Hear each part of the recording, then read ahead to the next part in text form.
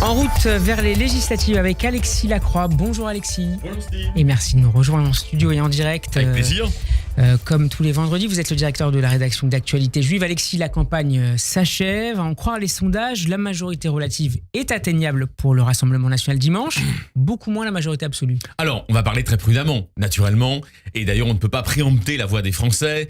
La démocratie, c'est qu'il faut écouter la voix des Français. Donc là, nous sommes, par définition, sur des projections chiffrées qui valent ce qu'elles valent. Elles ne sont pas l'exacte photographie, par définition, d'un vote qui n'a pas encore eu lieu. Mais elles sont ce qu'on appelle des tendances, vous voyez, dans le domaine de la politologie.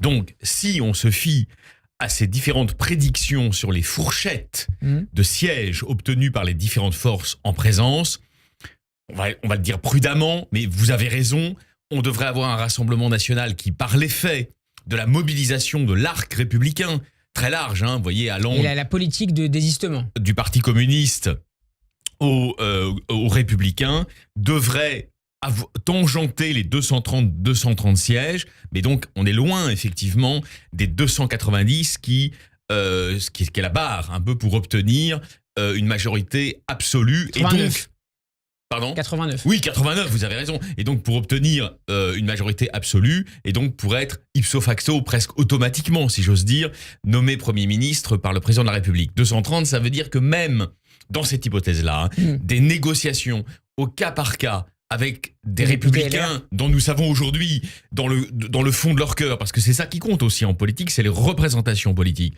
Beaucoup de républicains ont une hésitation personnelle quant à la relation à entretenir à terme avec la proposition. Y compris ceux qui ont condamné Éric Ciotti ? Non, bien sûr que non. Ceux qui ont condamné Éric Ciotti très clairement, comme Jean-François Copé, ou d'autres voix, ou Xavier Bertrand, sont absolument nets dans le fait qu'ils ne rallieront jamais d'une manière ou d'une autre une plateforme électorale qui serait composée du Rassemblement national. Mais enfin, quand on connaît un peu les régions, vous voyez, il faut être lucide. L'effet Ciotti produit aussi des tentations. Donc, effectivement... Sur certains textes, peut-être Sur certains textes, mais aussi sur certaines alliances. Donc, c'est vrai que Jordan Bardella, là, je me mets dans sa tête. On fait un exercice de projection dans l'esprit d'un leader politique qui veut obtenir sa majorité. Il se dit, bon, si on est à 250, 260 sièges, c'est pas les prédictions les plus répandues. Elles sont un peu plus basses, je viens de vous le dire. Elles sont plutôt dans la fourchette 210, 230. Mais enfin, il se dit, si on est à 250, 260, on peut commencer à entamer, on ne sait pas, un processus de discussion. Donc, il y aura des choses inattendues qui se produiront de toute façon dimanche soir à l'issue de ce deuxième tour. Et certains politistes, Alexis, notamment Jean-Yves Dormagen, met en avant le risque aussi de voir l'abstention extrêmement forte parmi l'électorat centriste qui pourrait contribuer, qui refuserait à la fois de voter pour le nouveau Front Populaire et le RN, qui c'est une hypothèse. serait un avantage important pour le Rassemblement national, y compris dans la perspective d'obtenir une majorité absolue. C'est une hypothèse, mais j'allais vous dire, dans l'hypothèse que vous évoquez, qui est fondée, elle est fondée, il faut évidemment prendre en compte aussi ce que le booster, en quelque sorte, que cela amènerait, indirectement, naturellement, à une autre formation politique qui joue beaucoup, là, faut dire les choses comme elles sont, qui joue beaucoup dimanche, qui est le nouveau Front Populaire, dans ses différentes composantes. Et là, donc, laissez-moi dire un mot aussi, parce que, effectivement, les chiffres annoncés pour le RN sont un peu décevants, bien sûr, par rapport à ce dont rêvaient Jordan Bardella et Marine Le Pen, même si c'est le cas, si c'est 220, 230, c'est quand même presque 3 fois plus que le nombre de députés actuels. Donc ça serait un quand peu même moins de 90. Ça serait quand même une augmentation déjà considérable. Mais effectivement, par rapport au scénario rêvé pour eux de la majorité absolue, ce serait une déception. En revanche, le nouveau Front Populaire, depuis qu'il a été forgé, n'a cessé de progresser dans les projections de sièges. Nous en sommes ce matin, dans une fourchette, alors selon les instituts, selon les télévisions, etc., la fourchette, c'est 150-190. 150-190. Et dans cette fourchette, ça je vous le répète, parce que c'est vrai, il n'y aura plus de domination absolue de LFI. J'allais dire y compris si LFI arrive en tête de ce bloc de gauche ? Oui, elle serait relative, c'est-à-dire qu'on serait à 50% peut-être de LFI au maximum. C'est beaucoup, Alexis. Bien sûr, au maximum de LFI. 40% de socialistes ou 35% de socialistes et 15% d'écologistes. En gros, ça serait ça. Ça, c'est dans la configuration la plus... quelques pourcentages pour les communistes aussi.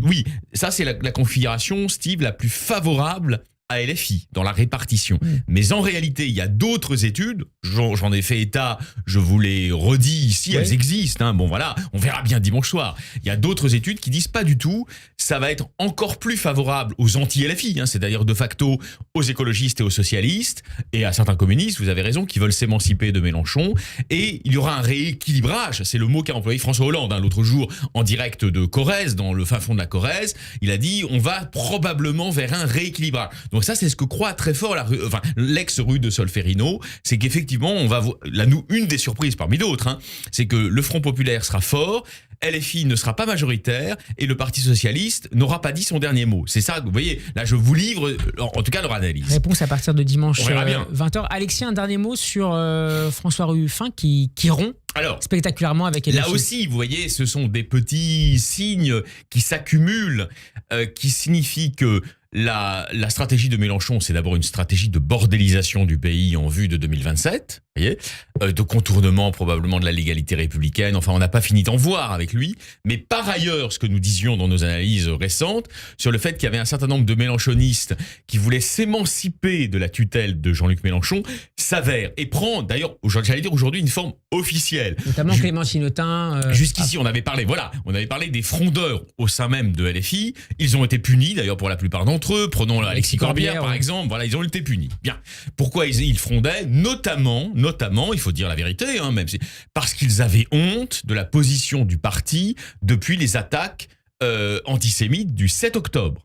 Ils avaient honte d'entendre Jean-Luc Mélenchon, Rima Hassan, etc. défiler pour relativiser ce crime. Bien. Ce qu'il est aujourd'hui d'être accusé par certains d'être soutenu par des, je cite, des médias sionistes. Oui, ça, bien sûr, vous avez raison. Dans le délire, on va jamais assez loin. Mais donc, effectivement, la fronde venait de là. Pour François Ruffin, j'allais dire, d'un mot, Alexis. Pour François Ruffin, il y a cette dimension. Bien sûr, il l'a dit d'ailleurs à plusieurs reprises, il a témoigné de sa révolte contre ce crime commis contre les citoyens israéliens, il l'a dit, on ne peut plus clairement. Il a aussi condamné très régulièrement l'action militaire israélienne par ailleurs. Bien sûr, mais bon voilà, c'est la position, j'allais dire, classique de la gauche. Mais si vous voulez, pour Ruffin, il y a une autre dimension, j'allais dire, qui est plus politicienne. Il pense, à tort ou à raison, mais nous pensons plutôt sur Radio J que c'est le cas, que la radicalité personnelle de Jean-Luc Mélenchon, à terme, de toute façon, enferme LFI dans une position de relative marginalité dans la vie publique française.